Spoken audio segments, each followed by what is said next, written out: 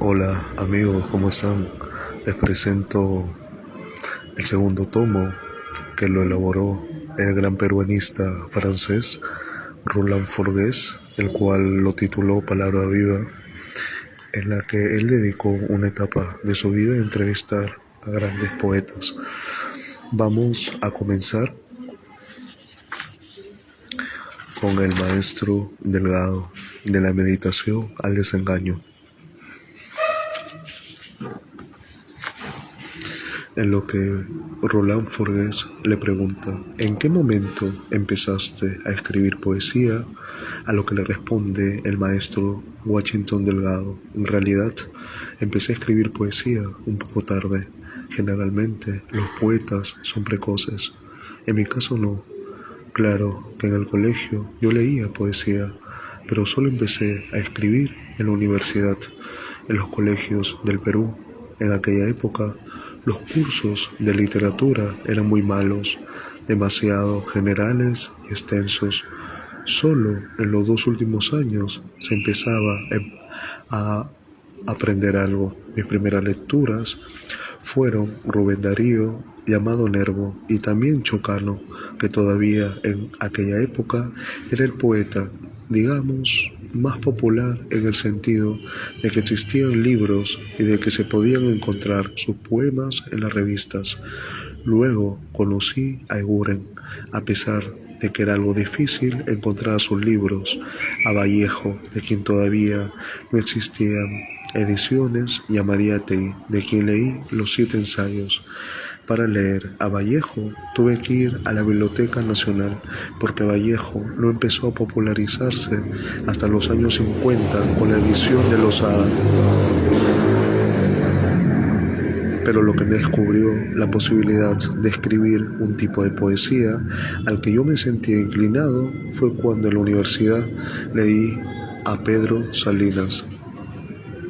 Yo conocía mucho la poesía española, pero cuando descubrí a Salinas me sorprendió porque su poesía me pareció distinta de la de otros, la de Lorca, la de Darío, la de Vallejo, que era la poesía de la confesión o del canto.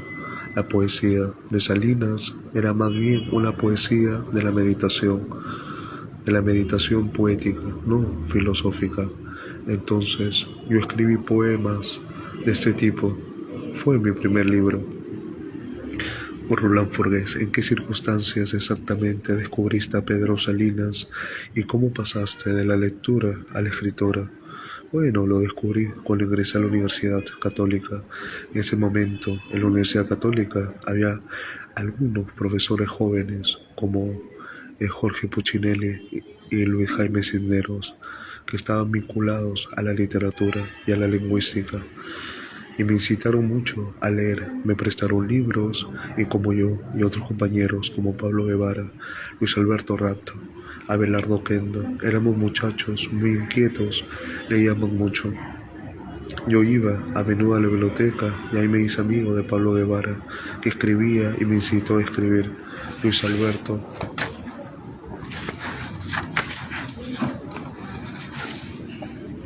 Luis Alberto Rato y Abelardo Kendo dirigían una revista y organizaron un concurso de poesía para los muchachos de la Católica. Incitado por Pablo Guevara, me presenté al concurso, pero sacó el primer premio Pablo.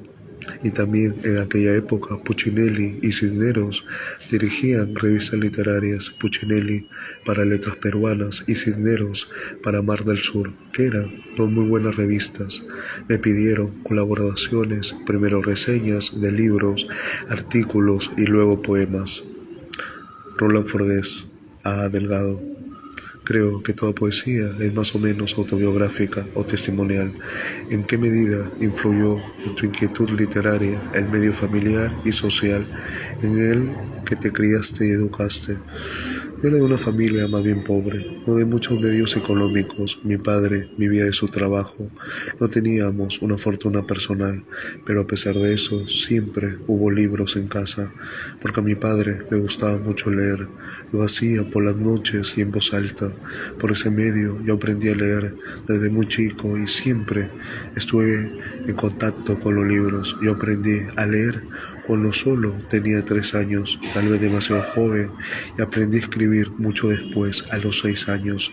Por eso, sin duda, tengo muy mala letra, porque según dicen los especialistas, el ideal es aprender las dos cosas juntas. Leí primero poemas de Chocano y las tradiciones peruanas de Ricardo Palma, y luego El Quijote, cuando estaba en quinto año o algo así.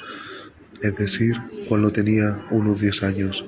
También había en casa el Fausto de Goethe, comedias de Shakespeare y una serie de libros de autores peruanos de menor importancia y revistas. En esa época, por ejemplo, se publicaba una revista argentina muy barata y mi padre la compraba. Era una revista grande con muchas páginas donde a veces se publicaban novelas completas tipo Alejandro Dumas o Julio Verne. De vez en cuando sacaban también otros tipos de novelas, digamos menos populares, como las de Dostoyevsky o Flaubert, e incluso a voces nobles contemporáneas. Entonces, todo creaba un ambiente familiar de gusto por la literatura a través de la lectura. Y este ámbito familiar es cierto que despertó en mí mis primeras inquietudes literarias.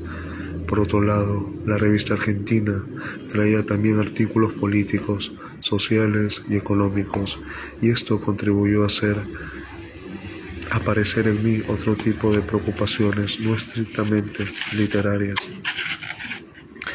Le pregunta Forges.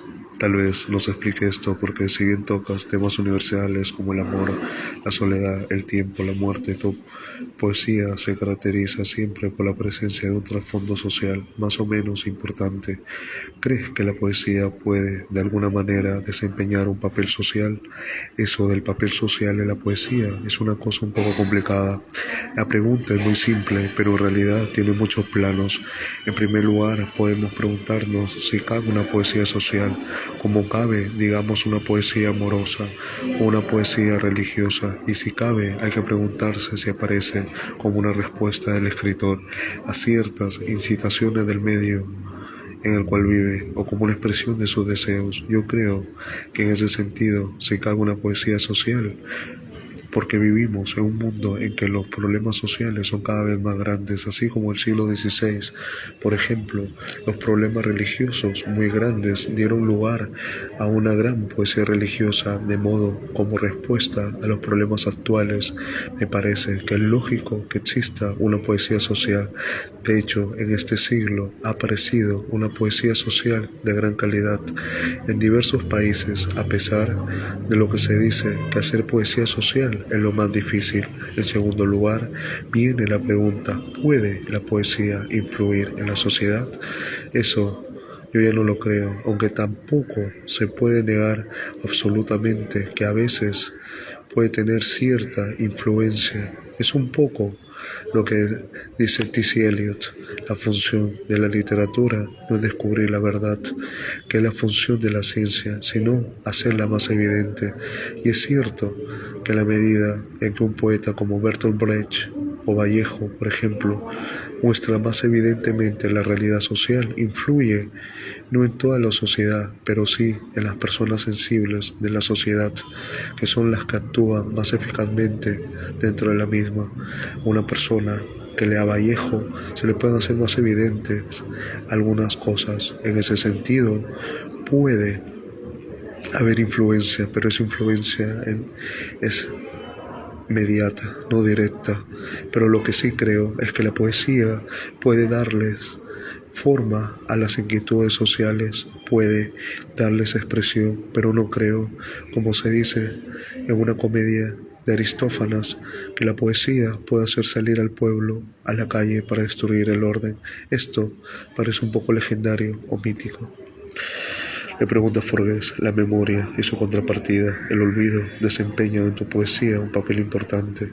Se puede relacionar la presencia de estos dos elementos con una reflexión sobre la historia, porque, por ejemplo, en un poema como El extranjero, planteas el problema de la no integración nacional, la ausencia de identidad de los peruanos, y en otro poema titulado Historia del Perú, dices que la historia del Perú no es una historia, sino 20 palabras que no dicen nada, y en otra aún, héroe del pueblo, te está refiriendo a la función de la poesía en la construcción de la nacionalidad peruana. Yo canto en las matanzas, yo bailo junto al fuego, yo construyo mis palabras con palabras, como ves en la historia del Perú. La historia del Perú es una historia escondida, rota. Eso ocurre como una multitud de otros pueblos. Pero aquí, en el Perú, el pasado de la conquista explica todo el presente. Antes de la conquista no existía el Perú. Empieza a existir a partir de la conquista, pero como un país dividido, un país de dominadores y de dominados. La independencia no significó la liberación del pueblo peruano, sino más bien el afianzamiento de los dominadores. Fue justamente al revés de lo que pensamos. Los que ganan son los terratenientes, los descendientes de los encomenderos y los conquistadores. Entonces, lógicamente, su dominio político, social y económico es mucho mayor. Hasta ahora el Perú no ha podido salir realmente de esa encrucijada, no ha podido constituirse como unidad. Eso se refleja forzosamente en la poesía. A lo que le dice Forgués, justamente piensas que se puede considerar tu poesía como una especie de búsqueda de la identidad nacional, a lo que le responde Delgado. Yo no he escrito con ese propósito, pero supongo un poco que toda la poesía que se hace en el Perú tiene ese propósito. Esto nos explicaría de alguna manera el constante juego dialéctico que se da en tu poesía entre la esperanza y la desesperanza, la ilusión y la desilusión. Esto le dice Forgués en un poema, por ejemplo, escribes: crece o muere el día, crece o muere la luz, crece y muere, y nunca muere la esperanza. En otro dices: el corazón conserva todas mis primaveras, a los derruidos muros regresará la rosa, quiero mirar lo que renace. Y en otro por fin agregas: si toda esperanza surge del pasado, nada en verdad poseo, y sin embargo pregunto por mi patria, mi niñez, por los días que he vivido y la alegría, y más nadie me conoce, y yo nada conozco sino la muerte. La pregunta concreta: ¿cuál es el sentido profundo de esa posición? A lo que le responde Delgado: los poemas surgen generalmente de realidades concretas.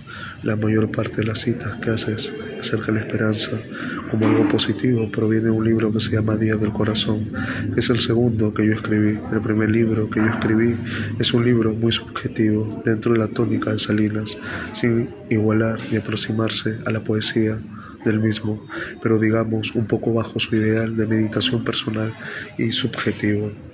Una poesía que de este modo se veía apartada de la realidad. En cambio, en Días del Corazón, supongo que bajo la influencia de los poetas que escribían en los años 52 al 53, procuro hacer una poesía de un contenido social más amplio. Todavía es muy abstracta la poesía de este libro, pero hay la búsqueda de una realidad social y de una acción social, y en ese sentido, digamos que hay una esperanza en la revolución. Posteriormente viene el desencanto o el desengaño. Sin embargo, el verso que citas es anterior a Días del Corazón.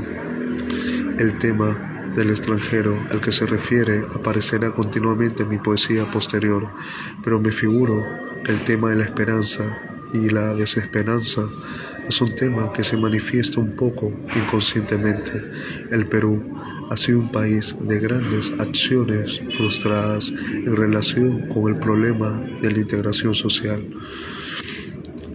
Y le dice Forgués: si bien en tus primeros poemas aparece la esperanza, en cambio, conforme se avanza en tu poesía, se nota una tendencia muy neta hacia el desencanto o el desengaño. La impresión que tuve al leer tu poemario Destierro por vida, por ejemplo, es la de un de una gran soledad, en especial en los poemas Monólogo del habitante y Los amores inútiles, al mismo tiempo con sentimiento de gran frustración como en el poema Canción entre los muertos, donde escribes estas palabras bastante terribles. Siempre viví equivocadamente y es triste haber vivido. En la última instancia, lo que se desprende de ese poemario es un profundo pesimismo que por otra parte me parece entrar un poco en contradicción o con la lectura que hace el poeta, o sea tú mismo, de Marx, de Bakunin o Proudhon. Debe concluir de esto que la ideología revolucionaria es incapaz de modificar la visión del mundo del poeta. Yo creo, a lo que le responde Delgado, un poco que sí. En realidad son lecturas que había hecho desde bastante tiempo ya. Estos poemas son escritos entre el 66 y 70 y aluden a la realidad del Perú. Más que una realidad personal, la realidad del Perú se me hace cada vez más angustiosa. Vivimos un periodo democrático, pero un periodo donde la democracia fue una farsa total. Como en multitud de otros países, la democracia no era nada real, sino una cobertura, una muestra. En el Perú, contrariamente a los países democráticos, la libertad de prensa no tenía ninguna función. Estalló en el 68 la revolución militar y muchos intelectuales creyeron, en efecto, con la toma de Talara, que se trataba de una verdadera revolución. Hubo una gran esperanza, pero fue una farsa.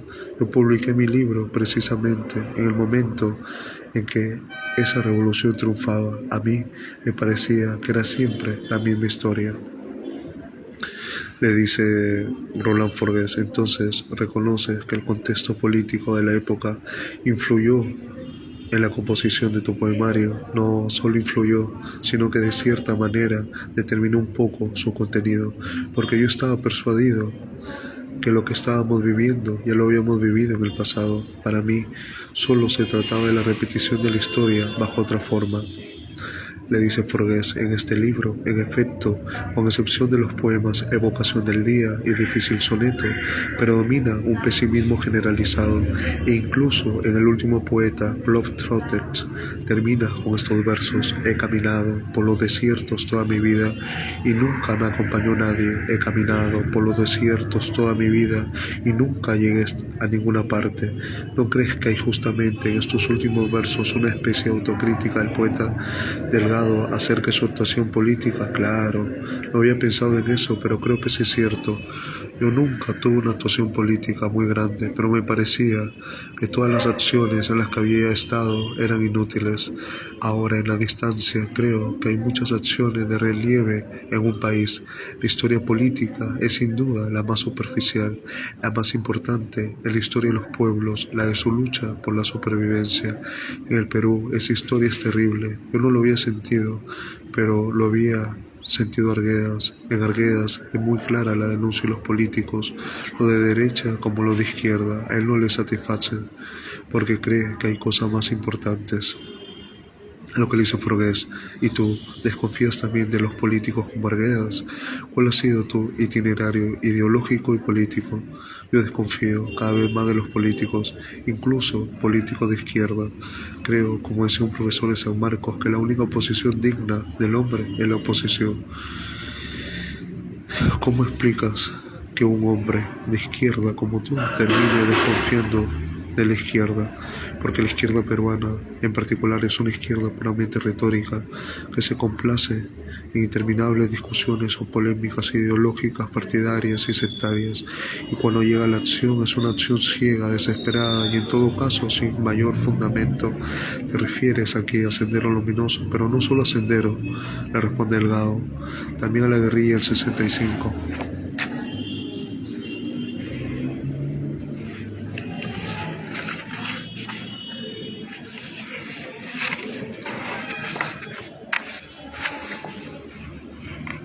Otras acciones justificadas, estas como las rebeldías indígenas, que también son puras matanzas debidas a la desesperación. Ocurre lo mismo en política, pero en política la desesperación es una señal de falta de madurez. Lo cierto es que las líneas políticas en el Perú son muy confusas. La izquierda está decidida a tener un papel preponderante, pero yo diría sin haber hecho nada para conseguirlo. Si mal lo entiendo, le dice Forgués, lo que le estás reprochando sobre todo a la izquierda peruana es el hecho de que no actúe siempre en conformidad con las ideas que profesa. Dicho de otro modo, parece que, según tú, se hubiera creado un abismo entre la teoría y la praxis. Le dice Delgado, exacto. La revolución es una creación heroica, decía Mariátegui.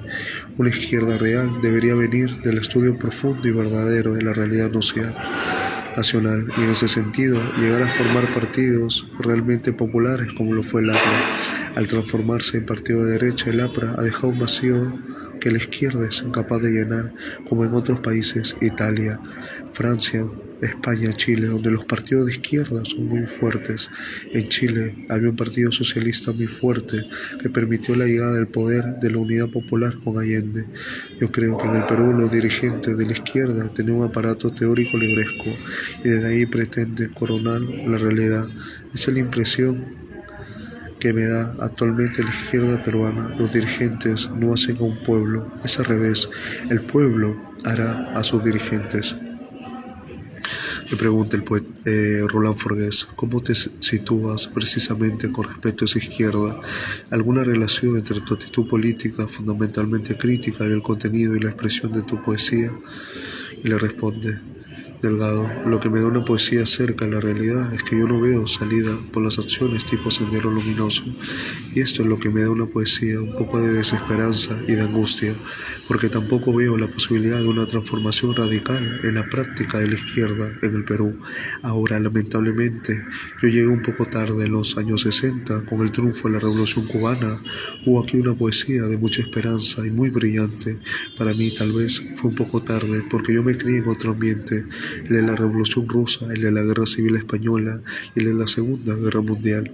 El final de la Segunda Guerra Mundial significó para nosotros, la juventud desde entonces, el triunfo de la democracia y del socialismo sobre la reacción del partido nazi fascista. Inmediatamente después de la guerra hubo una serie de cambios en América Latina. Aquí hubo elecciones por primera vez, aparecen movimientos extraños como el peronismo, Acción Popular en Venezuela, pero después todo esto empieza a desintegrarse y viene la Guerra Fría. En el Perú viene un golpe militar. Cuando yo empiezo a escribir en la década del 50 al 60 es una época de dictadura militar. Luego viene un poco el desinflamiento de la Revolución Rusa como ideal a la muerte de Stanley. Entonces, la desesperanza de tu poesía se explicaría por el desengaño que sentiste después de la revelación de los llamados crímenes de Stanley.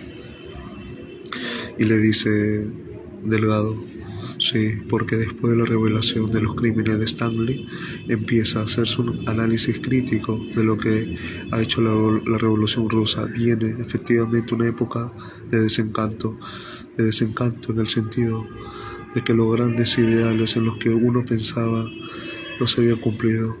Que había ocurrido en la Unión Soviética era un avance respecto a los otros pueblos, pero no era el ideal. Claro que yo estuve un poco contrito de ese desencanto, y cuando llegó la Revolución Cubana ya no tenía el mismo fervor. Además, en el año 50 por ahí, el triunfo de los mineros bolivianos provocó en el Perú otra inmensa esperanza que también se frustró.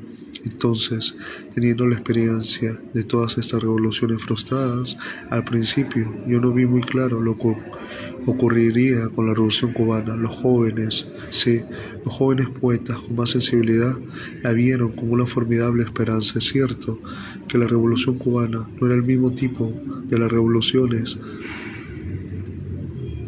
que habían ocurrido en América Latina, pero yo no lo vi hasta que triunfó.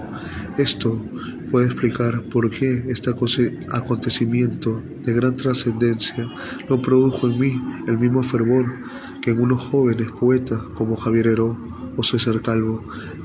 Por ejemplo, o el propio Antonio Cisneros y Marco Martos. Yo todavía estaba marcado por el desencanto de la Revolución Rusa. Ese desencanto se acentuó posteriormente cuando vino el descubrimiento de que el socialismo no era tan perfecto como uno pensaba.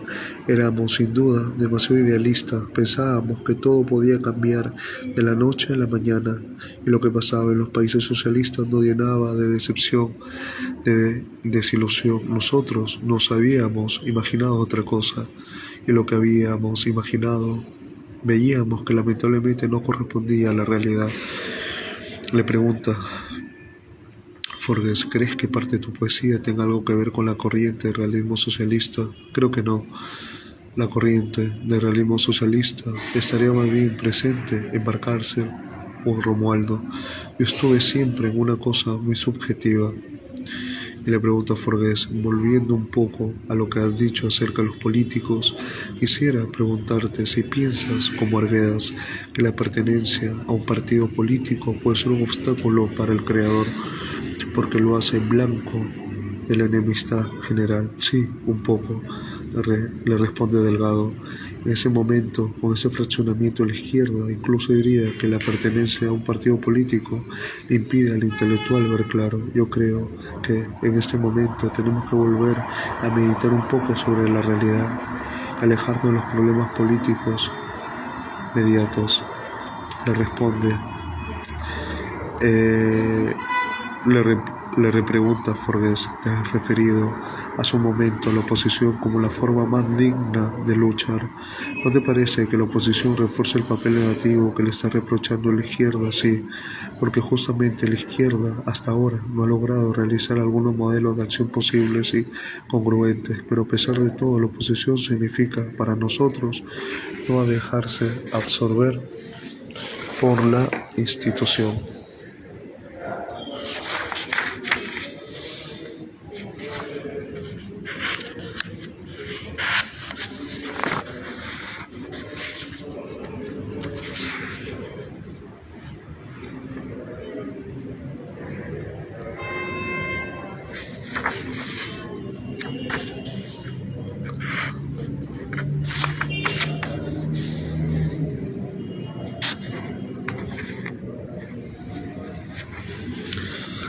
Una parte muy importante. Le pregunto a Forges: ¿cómo sitúas tu poesía dentro del proceso de la poesía peruana? Lo que le responde Delgado: esa es una pregunta más difícil porque la autovaloración es un ejercicio siempre muy complicado. Sin embargo, aunque sea un poco pedante lo que voy a decir, creo que yo estuve en un momento en que hubo un renacimiento de la poesía peruana. Hubo un auge que, digamos, había empezado en el 45, que llegó a formar lo que se llamó después la generación del 50. En el Perú el movimiento de vanguardia había sido muy importante poéticamente y a veces consiguió una renovación total de la poesía peruana. No solo Vallejo, sino Kendo, Westphalen, Martín Adán. Después de los años 30, este movimiento de vanguardia coincide con la vanguardia europea y con una eclosión social. En aquella época se fundan los grandes partidos de masas: el Partido Comunista, el Partido Socialista, el APRA. Es el periodo de la reforma universitaria, pero después de la revolución de Trujillo termina toda esa eclosión social en una dictadura que algunos llamaron una dicta blanda. Fue una dictadura de ultraderecha a lo Somoza o a lo Trujillo. Sánchez Cerro utilizó la más fervor, represión y la tortura, y la mayor parte de los intelectuales de izquierda y el APRA tuvieron que salir. El Perú quedó huérfano de intelectuales renovadores. Los otros se callaron y hubo un gran silencio, por lo menos durante 15 años. Martín Adán siguió escribiendo en su caso sin mayor trascendencia. Westphalen ya no volvió a escribir y Xavier Abril estaba fuera. Ya casi desapareció la inquietud poética, y lo mejor de la literatura en aquel entonces ha sido la narración y la novela y el cuento, de gente que trabajaban por su lado en el destierro, como Ciro Alegría en Lima, donde se pierde, como Arguedas. Claro que hay algunos poetas que realizaron una obra, como Juan Ríos y Manuel Moreno Jimeno, pero muy postergados. Crearon nueva, no se ve. Hacia el año 44 empieza un movimiento de renovación con un grupo que es encabezado por Jorge Eduardo Yeltsin, y donde estaban Sologuren, Salazar Bondi y Blanca Varela, que vuelven hacia la vanguardia.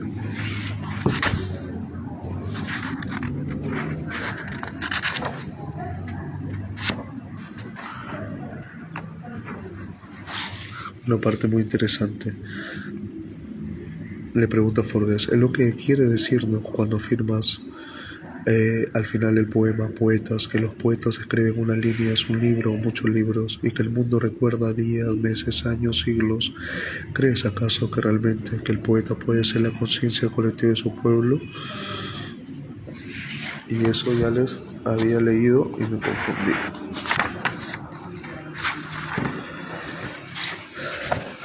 Y después de ese lapsus, acá le dice, ¿cómo explicas pues el surgimiento de la poesía social del 50, es decir, la de tu generación? Y le dice, yo creo que aparece un poco como una reacción contra la poesía pura de Gelson, Salazar Bonde y Blanca Varela. Romualdo regresa al Perú en el año 50 y agitados por él, Gonzalo Rose, los jóvenes poetas se van a dedicar a la poesía social. Se crea la posibilidad de una literatura revolucionaria a través de la elección de Jean-Paul Sartre y del existencialismo que ha llegado al Perú. Hay una gran inquietud intelectual y poética que se expresa con Bendezú, Romualdo, Juan Gonzalo Rose, Manuel Escorza, Guevara. Yo empiezo escribiendo unos poemas muy subjetivos. Acá hay otra parte interesantísima que le dice, ¿cuáles son los aportes de tu generación poética a la del 60? Donde aparece al mismo tiempo que una fuerte preocupación por el contenido social, una gran inquietud formal, una gran inquietud renovadora justamente en la forma y el contenido. Toda la poesía peruana, incluso la de Gelson, había estado influida por el surrealismo francés y por la poesía francesa. En Gelson, después de la influencia de los primeros surrealistas, se ve en sus últimos libros la influencia de Prévert. Él conoce también a los italianos Quasimodo, Ungaretti, Montal. En cambio, con Pablo Guevara empieza la influencia de la poesía sajona. Él es un gran lector de T.C. Eliot y de Ezra Pound, tal vez un poco todavía de la basada, un poco incoherente, pero ahí está, es lo que va a influir en la generación del 60 y también en la del 70. Le pregunta, ¿qué es lo que diferencia tu propia poesía de la poesía de Antonio Cisneros o la de Marco Marto, por ejemplo? La diferencia esencial es que para mí, como para Romualdo y la generación del 50, nuestra poesía fue esencialmente una poesía lírica. En el caso de Romualdo, un canto; en el mío, no creo, una poesía de reflexión. En cambio, con Cisneros o con Martos, la poesía empieza a ser una poesía épica, en ese sentido de que es una poesía que cuenta, que narra. La poesía del 50 es una poesía que parte del yo. El poeta está presente, es el que habla, es una poesía subjetiva. La poesía del 60 es más subjetiva en tanto que narra, pero es evidente que la poesía del 50 en gran medida preparó este camino. Si tuvieras que señalarle, dice Forges, un mensaje en tu obra poética, ¿cuál sería? Eso ya más problemático. Una cosa que siempre busqué es que cada uno de mis pequeños libros poéticos tuviera una unidad y obedeciera a un estímulo determinado. Creo que he tratado siempre de hacer en cada nuevo libro una poesía distinta a la anterior, con una forma y un contenido diferente. La lección de mi propia poesía para mí sería esta: el poeta siempre debe buscar la creación, es decir, lo nuevo. Entonces, ¿estaría de acuerdo para decir que el poeta debe ser un hombre permanentemente insatisfecho? Y le responde Delgado, yo creo que sí. El poeta nunca debe estar satisfecho de lo que ha hecho. Si quiere buscar lo nuevo, en esto Gelson ha llegado últimamente hasta prácticamente a la disolución del poema. Y le pregunta a Forges, ¿qué estás haciendo tú actualmente en el campo de la renovación, de la búsqueda? Y le pregunta a Delgado para finiquitar, estoy escribiendo una poesía épica, narrativa, como uno o varios personajes. Y otra cosa que tampoco había hecho, que es escribir poemas en prosa. También hay una voz renovando el contenido, es menos pesimista y un poco más irónico. Tal vez la renovación o la búsqueda, como tú dices, está en un mayor distanciamiento. Eso fue el maestro Delgado, y le voy a buscar su fotografía para que lo puedan ver.